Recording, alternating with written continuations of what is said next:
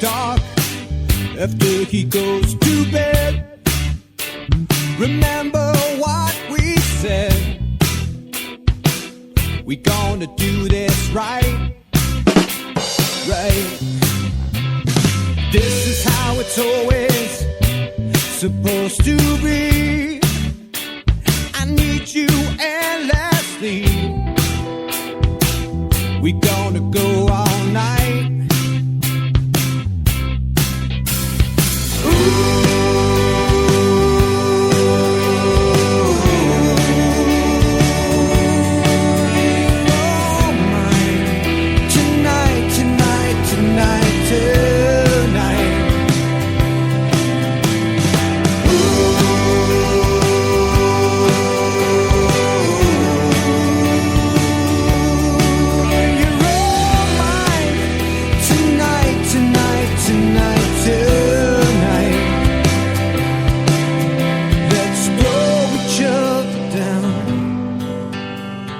Tumble to the ground underneath the stars, underneath the stars.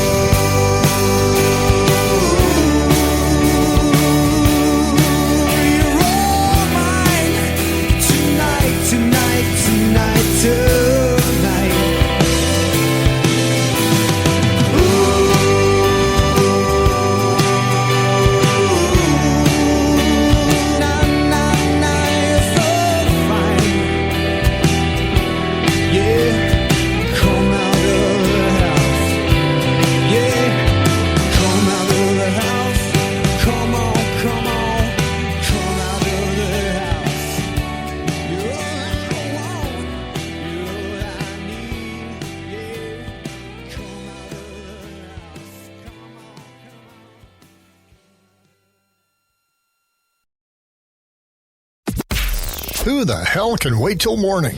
Talk now at latenightsportsradio.com.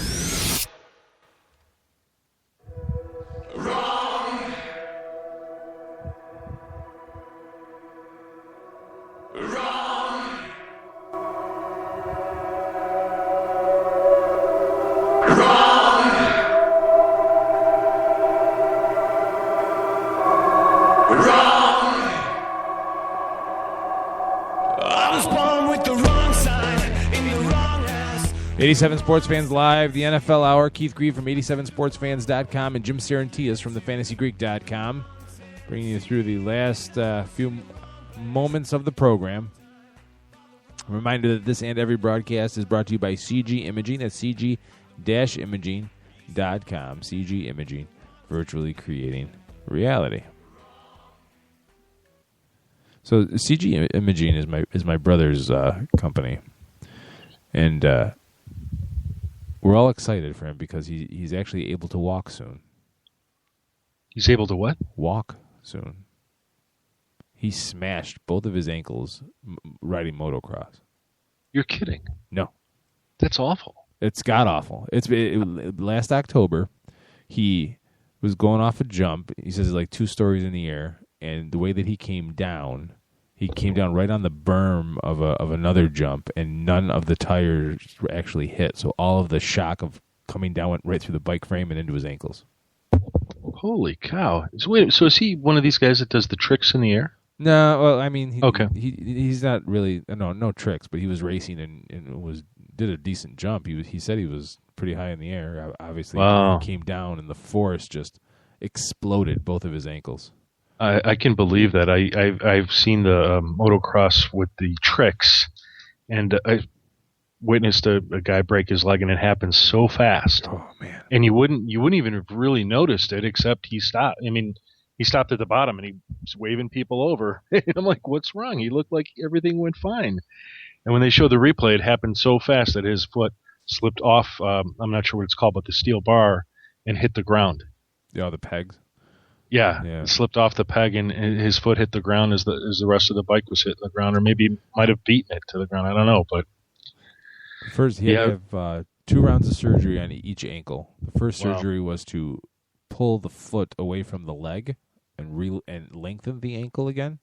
The doctor said that if he could stand up, he'd be like 3 inches shorter. Wow, because there was just nothing left. He's got more screws in his legs right now than my deck. Wow. Back. Yeah. Well, God bless him. It sounds like he's making a recovery, so that's a good thing. Yeah, we just try to keep him away from large magnets. I don't. Yeah, his flying credentials aren't going to be so clear, but it's all right. So during the break, I was scrolling through the list of free agents, and I'm thinking about teams in transition. So obviously the Seahawks don't qualify for that, but I was looking at our Bears. And their list of unrestricted free agents is pretty impressive for a team that is rebuilding. Let's just be honest, it's rebuilding. Lance Briggs, Evan Britton, Jimmy Clausen's the backup. I know he's just the backup, but that's an important decision. Chris Conte, who is my nemesis. Brian De La Puente. Jay Feely is the backup kicker. Sherrick McManus has been a nice special teams player, but he's nothing more than that. Josh Morgan has tried to serve as the third receiver this year, failed miserably. Zach Miller is interesting only because he had such a great preseason and first week or two until he got hurt again, if I remember correctly. Stephen Paya is a D tackle. Daryl Sharpton, who played well in spots.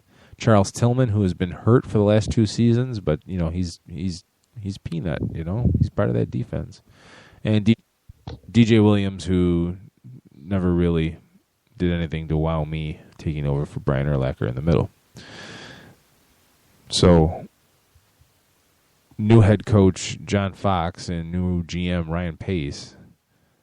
This may be a really long process for the Bears to get back to respectability. What do you think? Well, it depends. I think you're partly correct. First of all, I think they're going to get rid of certain players no matter what. They're gone. For example, Stephen Paye, he's gone. Right. The guy's gone. I think Jaron Allen will get cut. Trevor Scott will likely get cut. I think they're either going to draft a defensive end if they can, or they're going to move Lamar Houston over and give him another shot and move Willie Young up. Lance Briggs, I think, will be back. And if you're the Bears, if you can, you may draft your middle linebacker of the future in this draft. Chris Conte's gone. Charles Tillman is interesting, if only because, he's an effective cornerback, but I think he will be gone too eventually. They have enough young talent that they should be able to fill that cornerback position. Kyle Fuller has been excellent.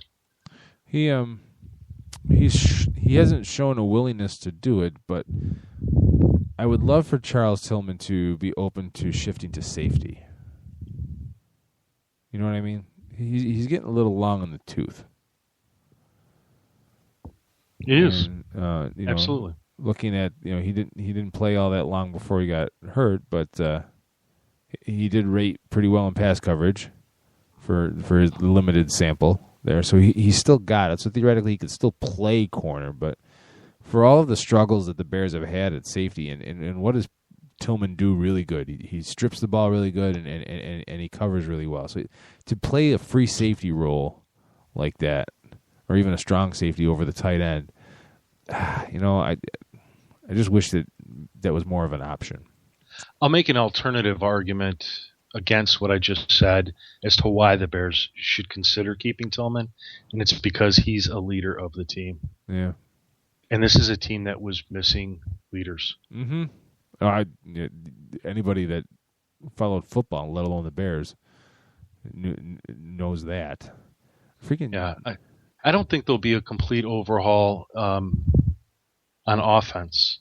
It's defense that there's going to be some changes. There's no other reason to hire a defensive-oriented head coach like John Fox, and then you bring in Vic Fangio. Yeah. I mean, they're gonna try and make this unit tight and much better than they were last season. It is a unit that I think it's fair to expect them to play much better defensively than they did last season. Will they be top 10? That remains to be seen. But they should be better. And with Fangio, everyone's expecting them to switch over to 3-4, but there's been no real announcement yet, and maybe there won't be. I'll just have to wait and see what they trot out in the preseason, but or be able to tell during practices anyway. Jared Allen counting $12.5 million towards that cap. He's gone. He's just gone. But you're gonna have to eat $12.5 million. Oh, wait a minute. If you cut him. I'm sorry. Wait. You didn't say that there was dead cap space. Hold on. Yeah, no, dead money there'd be $12.5 million dead money if you cut him before June 1st. Yeah, then they're probably not going to cut him. Yeah. If you trade him, the only way to do it is trade him, and no one's gonna take him. I can't believe they paid him that much money. That's really sad. Because here's the thing: it seemed like Allen still had some juice in him coming off of last season. But based on what we saw over the course of last season, it didn't seem like his heart was in football anymore. Right. It seemed like his heart was more into being there, collecting a paycheck, not making plays. Now, I'm more than happy to eat those words, Jared Allen, if you're listening. But obviously, you got to go out on the field and you got to prove that. One interesting, and I don't think they should, but if they cut Brandon Marshall, they actually save almost $4 million. If they cut him before June 1st. I don't think they will. I know there's been that conversation. I think they'll hang on to him for at least one more season. Because they're not saving much in cap space. I agree. Now, I mean, I'm just looking through their cap numbers here. And I'm just looking straight down the numbers without looking at the players. And outside of Matt Forte, there's no one really eating into a bunch of money for the Bears. No. And Matt Forte is I mean, they've got right now, $25 million worth of cap space. So they can bring in some people. I'm looking at Shea McClellan. If you cut him, which I think it all depends on whether Fangio believes that McClellan can play 3-4 outside linebacker. If they do in fact go to a 3-4, Jay Ratliff would save money, but I think they have to bring him back. They really do. He really did play well last year. And there'd be nothing wrong with bringing him back. You're pretty much hide strapped to this roster. There's not a whole lot of flexibility unless you can find somebody to trade for Jared Allen, and you're not. I don't think you're going to do that. I think if they get an opportunity to find one player on the offensive line that they can cut and sort of make a statement to the rest, I think they'll do that and try to bring in a veteran that actually would upgrade one player, whoever that might be. I'm looking for Roberto Garza. I don't see him. I'm trying to slash through because he is not one of my favorites. He's been playing center, and he must be a free agent. Or I don't see him on my list of free agents. He could be a restricted free agent. So there's 50 players under contract right now. And if you thought Jay Cutler's cap number is $16.5 million, and yes, he hasn't done really anything to justify that contract. There's no arguing that. But Jared Allen at $12.5 on that roster is almost just as bad. Dear God. Yeah, that was a really poor decision. Phil Emery was giving out money left and right. Money bags, Emery. Well, I think the thought was that they would be saving money by unloading Julius Peppers and getting more bang for their buck by signing Jared Allen. And at that time, that did seem like a great signing, a great move. It's just, they haven't gotten the payback that they believe they should be getting. And you and I would agree they should be getting. Jay Ratliff was the highest-rated Bears defender. Guess who was second?